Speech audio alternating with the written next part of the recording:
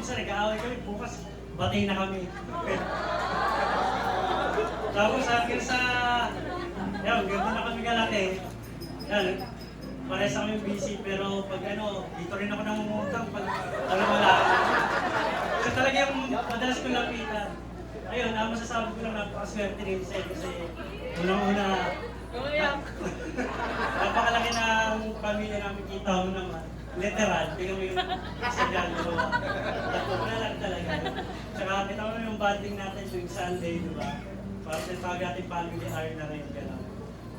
Masasabi ko lang, lagi na kayo magpakatatag, tsaka lagi mo lang sundin sinisera kasi laging tama ang babae. Tapos, lahat ng decision mo sa buhay, sa araw-araw, lagi mo sabihin kay Giselle para hindi kayo magkaaway. Tsaka, ano pa ba? Sa paggawa naman ng baby, syempre, panapan.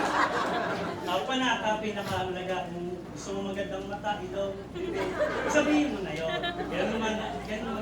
Ganun mag-pray para ikaw naman. Hindi naman sa pagyayabang. Yun. Basta kailangan direct to the point pag mananalangin. Ayun na, lagi mo magpatatag. Kung sakaling mag-away kayo na hindi na tayo magkasundo, ano lang, isipin nyo lang kung paano kayo nagsimula at saan kayo nagsimula. Yun ang lagi ang sabi. Thank you so much.